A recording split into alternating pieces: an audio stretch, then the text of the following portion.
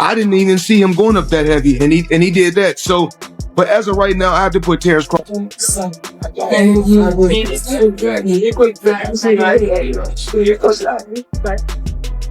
Did you in your head size up Floyd? Like, was you know what I'm saying? If we was ever keep never, never. I'm never that type of guy. I think that's some grimy. Always been happy for him, been a fan of his. Floyd Mayweather recently joined Terence Crawford in his training camp. Ahead of his big fight against Canelo Alvarez, Mayweather praised Crawford, calling him the #1 pound-for-pound fighter, and their intense training sessions highlighted their mutual respect and belief that Crawford can win. Right now, in your opinion, who's the best fighter in the world? We can put Tank up there in the top 10 in pound for pound.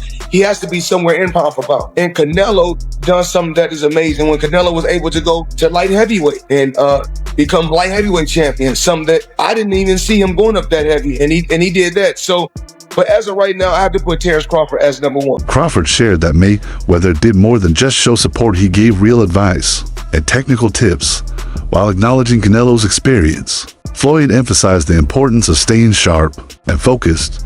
Their conversation was serious and strategic, not just flattering. That's a big boy. He's strong. You know, you box good. You can do this. You got this over him. You're going to have to tighten up this. You're going to have to do this. You know, it's a conversation. It's not just, oh man, you'll whoop his ass. You'll do this to him. It's never like, yes man type. You know what I mean? It's like, hey, listen, you know, that's a dangerous fight, you know, but that's the fight. If it happened, you know. Fans quickly noticed the meeting between the two boxing icons. The sight of a legend and a current champion together sparked social media buzz, with many calling it a symbolic passing of the torch. People admired the respect and mentorship between them.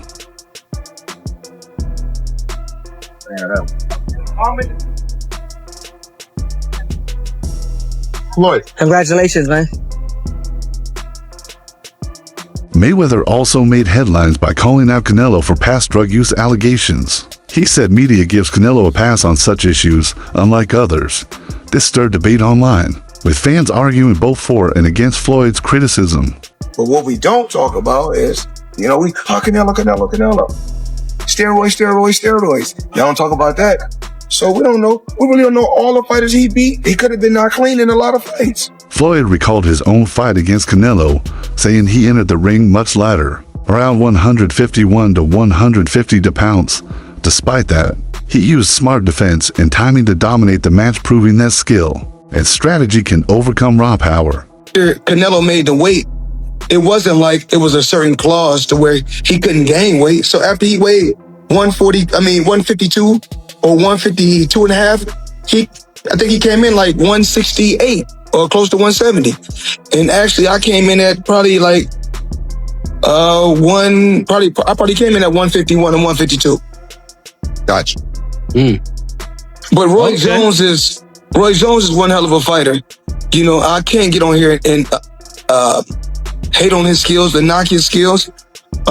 He's been through a lot in the sport of boxing, and he's done a lot for the sport. Now training harder than ever, Crawford's preparation for Canelo is focused and intense.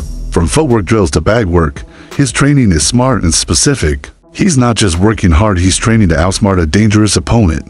I know how you is. You be sizing niggas up, bro. Keep it a stack. Did you in your head size up Floyd? Like, you know what I'm saying? If we was ever keep it real, boss. Keep it real. I'm never that type of guy. I think that's some grimy shit. Always been happy for him, been a fan of his, and I never imagined us fighting. Yeah. I never looked at him like, man, I know I'll be this. Boy, you capping, bro. I never thought like fantasy fight me versus Floyd, nah.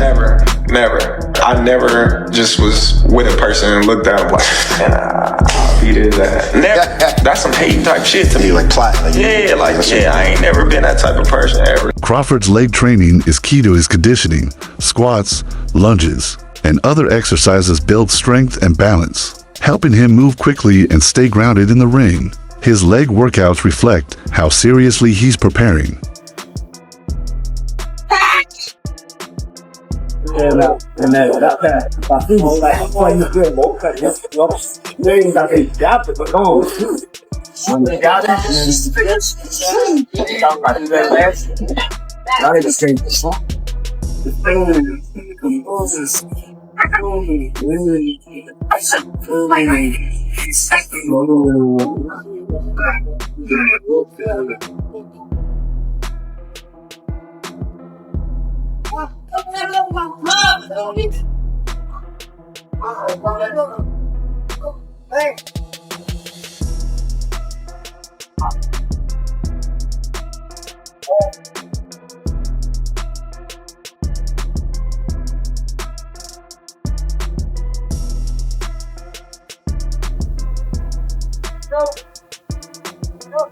Promoter Eddie Hearn once witnessed a spontaneous meeting between Floyd and Crawford at a gym. What started as a simple visit became a memorable moment of laughter and connection, giving fans a rare look at Crawford's latter side. Okay, cool. Good life.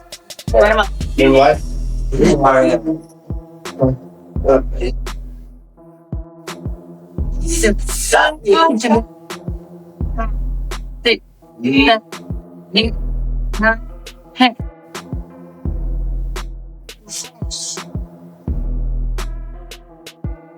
Watch the right hand for the decoy.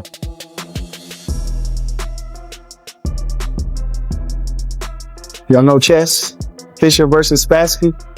Two of the best, you understand? That's what you watch. Two of the best. Nice.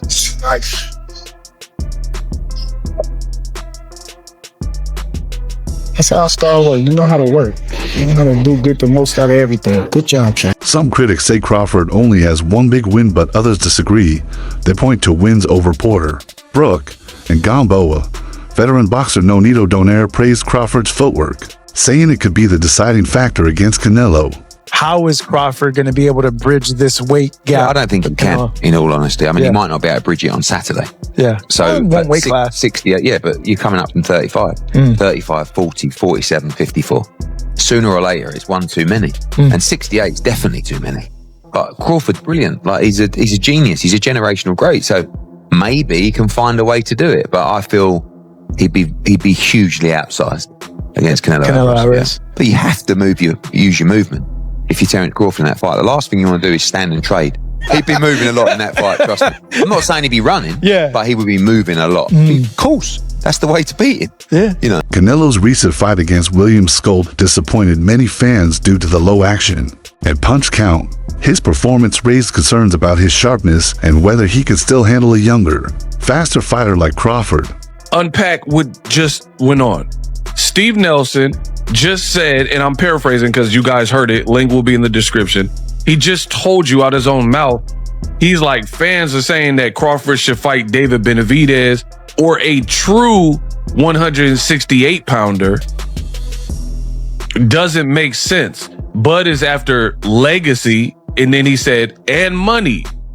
So this proves why I don't want to see this particular fight like some of y'all. He just told you. So this is what I call an advanced cherry pick. Now, I know some people, you're going to start crying. The reason I say advanced, now, it's not an advanced, it's not a cherry pick in the normal sense of like, you know, because this would be an accomplishment if Bud can defeat somebody at a higher weight class without acclimating, right? So it's not the traditional cherry pick, but it is still an advanced, or this is what I'm calling it, an advanced cherry pick, because his own teammate and friend, Steve Nelson, is telling you there's no reason for Bud to fight a true 168 pounder. He started off by saying Canelo Alvarez started off smaller, like a welterweight earlier in his career at 54, and then made his way up to 68. So that lets me know the mentality from Team Crawford is Canelo, we know he has shown signs of slippage and being a little bit older in his recent fights. Can't put away Munguia, and some other guy did, Surase. After really the Triple G fight is when we've seen the slippage on Canelo. And over the last 2 years, it's been immediately apparent. It's been apparent straight away over the last 2 years. Canelo's feet have always been slow. He's always been very slow-footed. So when people are saying, oh, it looks like his legs are slowing down, Yeah, they are. They've never been quick, but now they're even slower, which is a problem. And Jim Lampley on commentary on Friday Night Show was saying that one of Canelo's biggest strengths is his legs. It generates power and it helps with his punch resistance. Well, those legs are sliding and that power is diminishing. Canelo hasn't had a stoppage win now since he knocked out Caleb Plant in 2021. And yeah, he's dropped some of these guys, but he's not been able to step on the gas and finish them. He's not been able to go through the gears. His gas tank, you can put that into question as well. And Canelo Alvarez, come July, be 35 years old. So he is, look, Canelo's been around so long and his real prime was in his mid-20s. So we associate Canelo, mid-20s to early 30s. So we kind of associate Canelo with that. I don't want to say ever young, but you know, he is still young, just not in boxing senses. But he's been around so long, 20 years a pro, and he's been at world levels for probably 15 of those. You're going to expect some slippage. And I think in this fight, an opponent, it was very negative, yes,